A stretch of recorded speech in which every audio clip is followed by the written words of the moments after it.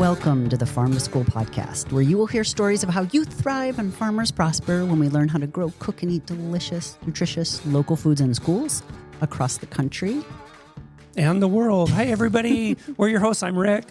And this is Michelle. And in this episode, we have another amazing guest co-host, Christy Sherding, who will join us. This is another episode that we had recorded on location at the National Farm to Cafeteria Conference in Albuquerque, New Mexico. And I'm excited about this one, Rick. Well, we were just talking offline about.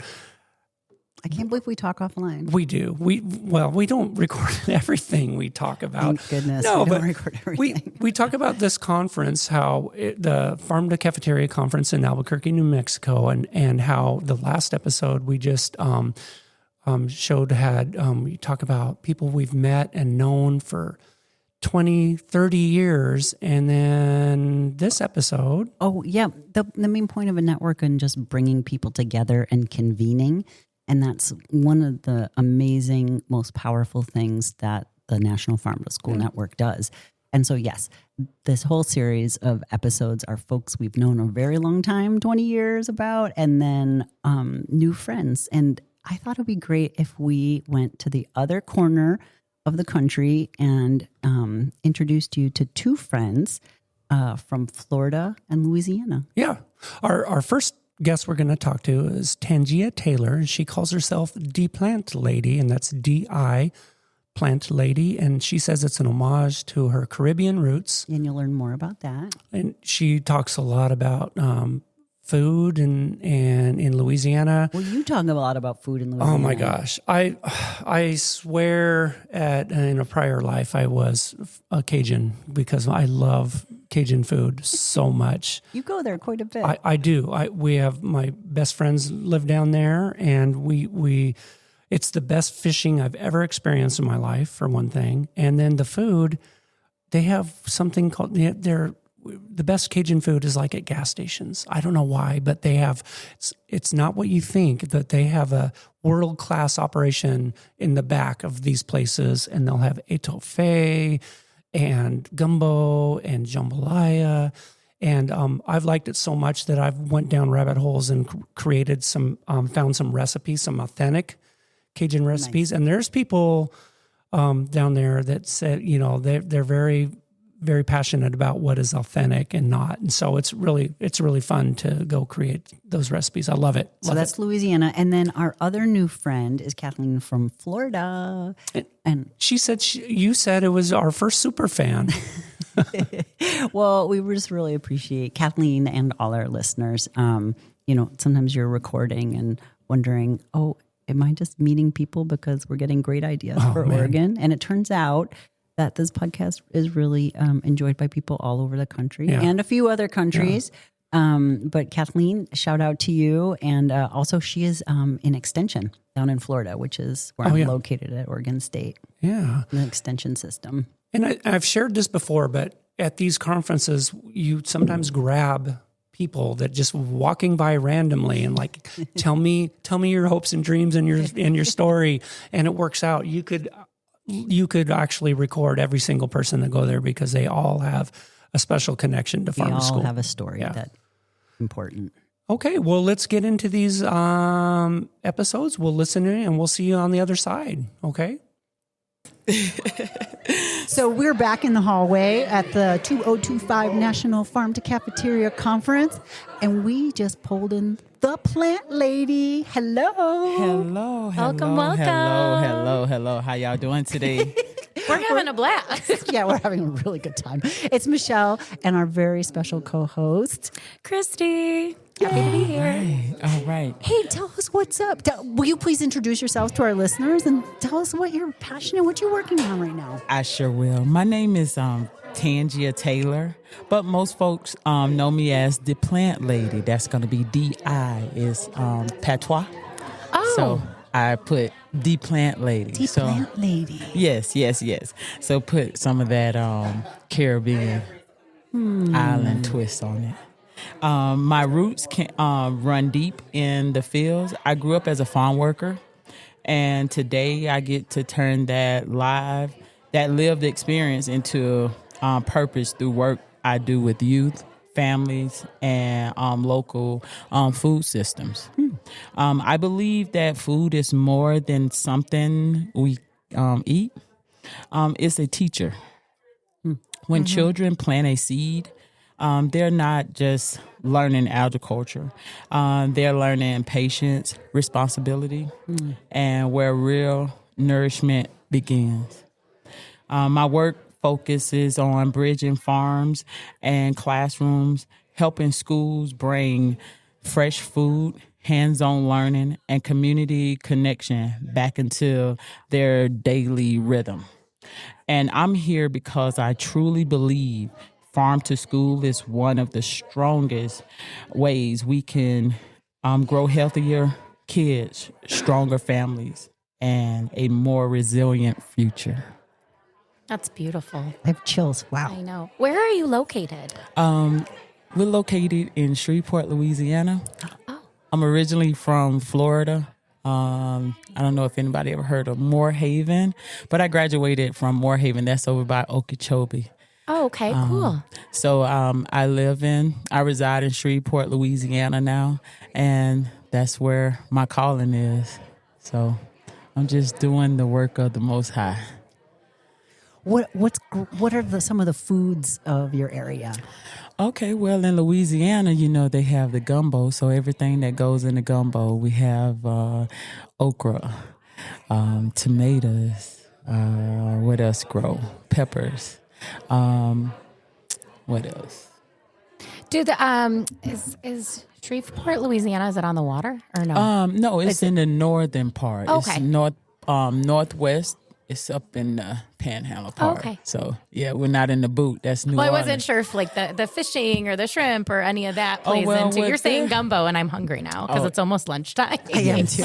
Yes, gumbo is good. So that is like a native dish that brings every Louisiana together. So if you're in the Louisiana, you got to get you some gumbo. And what brings you to the conference today? Wow. Just determination. Being able to be amongst like-minded people.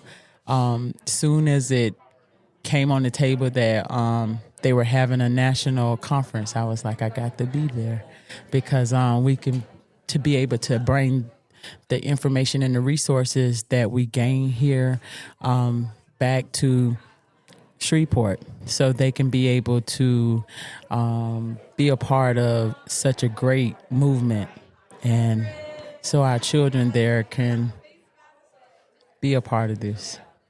Tell me about your work with youth. Well, my work with youth started way back when I was in high school, so I always been working with youth. Wow. Yes, I was Explorer, so I was a junior cadet, and in the meantime, in between time, my summers were spent working in the fields. My dad was a fruit and vegetable harvester, so I come from a line of farmers, and so just working with kids and teaching them the importance of growing your own food and eating healthy and being able to be a voice for the voiceless. I'm just like, wow, I'm so glad we pulled you. I know, you're fantastic. You were walking by and I was like, wait, will you just sit down? This is so great. How long have you been doing this for? Did you say that already? I've been doing this work all my life. But since high school, but when did Diplantlady start? It started 2 years ago. Oh, congratulations. That's So fantastic. 2023 at the time of this recording. So it was pretty much a healing process for me. So we started our own healing garden. So I started planting. I got some seeds in 2023, I think it was. And I was like, okay, and something traumatic happened in my life. And I just started planting. So when I started planting, I started reconnecting back with my mother and Mother Nature. And that was my way of healing. was something therapeutic about gardening and yes, food it was and all of that. And It's beautiful. being able to see the different sightings that were on a spiritual level, and being able to know that there is healing in the garden. I love it. It's my experience too. That I love the quote.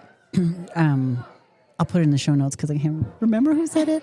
But farming is more about the cultivation of human beings. Yes, it is. And it's more of healing the souls.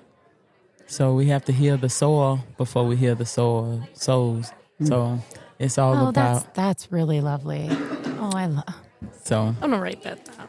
Being Christy's able to heal everyone that we come in contact with, but also starting with Mother Nature first, because she's our first teacher. And without Mother Nature, it won't be no us. That's right. Well, I'm really curious too about Diplantlady. What's the Caribbean influence? Well, I love my Caribbean people. I love curry. I have long life friends, and I have family that are part of the Caribbean culture. Shout out to my Jamaicans in Jamaica. Prayers go out to them for the tragic that happened there. And also we just being a part of that culture in Florida, it's a melting pot. So I have best friends that's of the Jamaican culture, the Guyanese culture, Bahamian culture. So Diplantlady is, it's just a cultural experience. And also in Louisiana, they have the Cajun swing. So Diplantlady fits right in. And so I just put the little twist on it. And is there anything else you'd like our listeners to know? Oh, wow. I just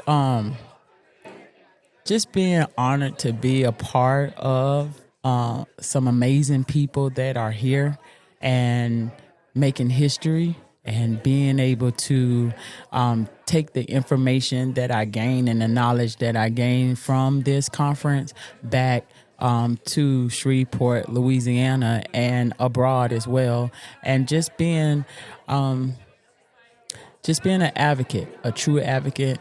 Just being, just know that what's for you is for you, and being able to walk in my purpose, and being able to be authentic and be me, and accept the fact that, hey, we all can do this together.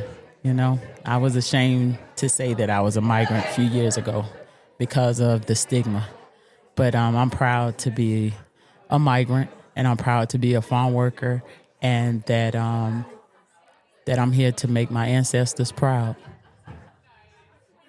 I have one last question. Can I ask? Blending all of your passions together, your culture and the work you do, and your, the way you grew up in farming, because we are at the Farm to Cafeteria conference, what would your ideal school lunch be if you could have anything? That the cafeteria workers cook with love, and that they bring the old school meals back, like the salad bar. Being able to enjoy, and the kids being able to be happy to go to the cafeteria, and not so much food waste, because it's not cooked with love, it's commercialized, and that we just bring our old school cafeteria back, our dietitians that really cook with love and cook with meaning, and that, that we need to pay more attention to our small farmers. We need to collab with them. We need to know who they are, and they need to be a part of the school system, any of the systems that, because small farmers are being slighted. And in order for us to eat good, healthy food. We need to connect with our small farmers. Don't leave them behind, because it's a lot of things out there in the food, and you have a lot of farmers who are out there that want to be a part of this movement but don't know how.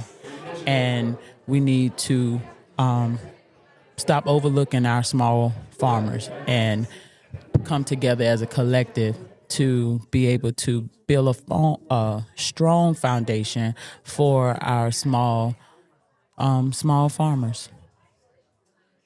Thank you for making time at the conference to come. Louisiana's lucky to have you. Oh, thank you. Thank you so much. I appreciate it. Thank you. Hey, Kathleen. Do you want to start at this time? Oh, yeah. Hi. How are you, Kathleen? So we're here at the National Farm to Cafeteria 2025 conference. There you go. And we're here with Kathleen. Kathleen, tell us a little bit about yourself. Where are you coming from? Well, thank you so much. I'm coming from Florida. It's exactly from Southwest Florida. So, yeah, that's the little corner of the country that I'm coming from today. Much warmer than here in Albuquerque. Very much warm. Yes. And are you affiliated with Extension in Florida? Yeah, I work with IFAS Extension. What's that? UFI. IFAS Extension is the extension of the University of Florida in the community. That's how I like to say okay. it. So we have extension offices throughout the state in the 67 counties, and we basically bring all the resources that the university develops, and we bring it back to the community so we can help them with different areas. Yep. And so how does Extension spread farm to school and school gardens? That's a great question. So in my role specifically, I recently transitioned to a food systems specialist, and I've been working with school gardens and around farm to school for the past 5 years. So I work with one of our big districts in the state is the Lee County School District. We partner with them a lot through the Healthy Living Collaboration, which is a group of interdepartmental folks that came together a few years ago to support school gardens in their own district. So we happen to partner with them and help them elevate their efforts through garden to cafeteria. That's their farm to school model.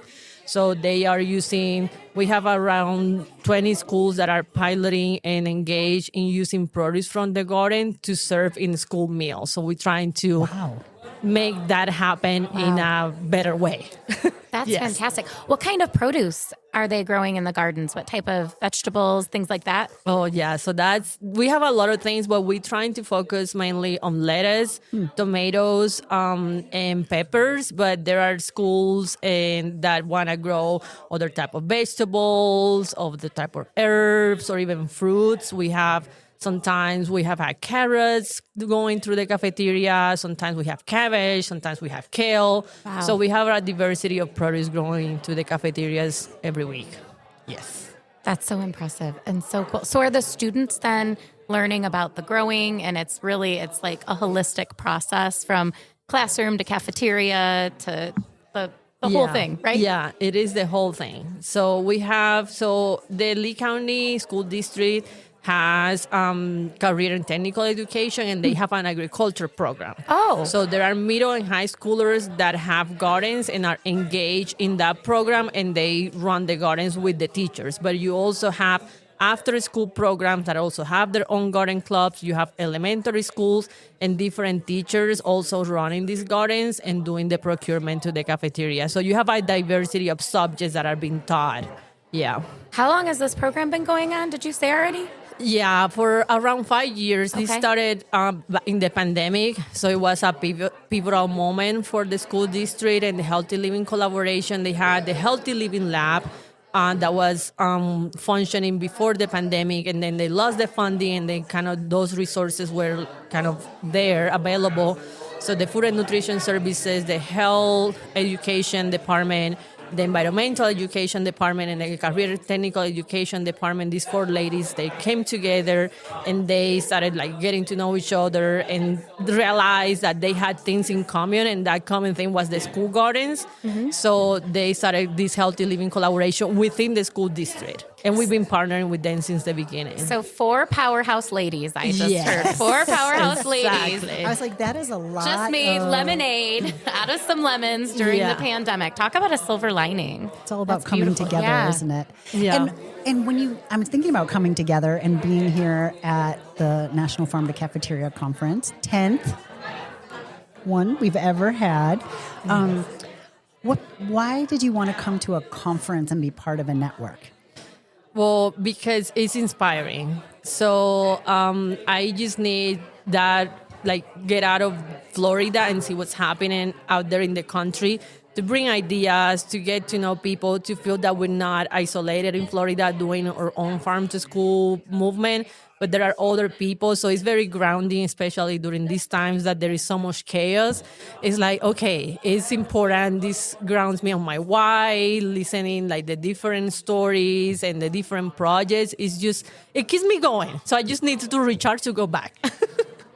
That was an awesome answer. Well said. Me too. Well said. And meeting you has recharged me for sure. Oh, thank you. I'm a big fan. You keep me company when I'm driving 50 minutes from my home to our county, because I live in a different county where I work. Wow. So you have kept me company a lot of times.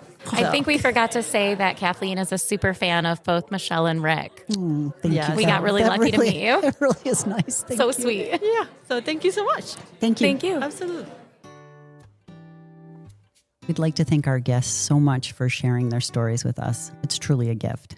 And thank you, Christy Sherding from the Henry Ford, for being our special guest co-host. Thanks, Christy. Thanks, Christy. And Farm to School was written, directed, and produced by Rick Sherman and Michelle Markiston, with production support from the amazing Leanne Locker and incredible Lauren Toby of Oregon State University. This podcast was made possible in part by a grant from the United States Department of Agriculture. I didn't know amazing and incredible were part of their job titles. That's really cool. Well, it's true. You agree, right? Yeah, I do. The content and ideas for Farm to School podcast do not necessarily reflect the opinions of Oregon State University or the United States Department of Agriculture. The United States Department of Agriculture and Oregon State University are equal opportunity providers and employers. Do you want to hear more about Farm to School? Yes, please. Check out our other episodes, show notes, contact information, and so much more. Just search up Farm to School podcast, and it's going to come up. And it will come up. We would love to hear from you. Stop by the website we just talked about and say hello. Give us an idea for future podcasts. And we will see you next time. And thanks, the everyone. coffee will be on again. Thanks again, Christy. Bye.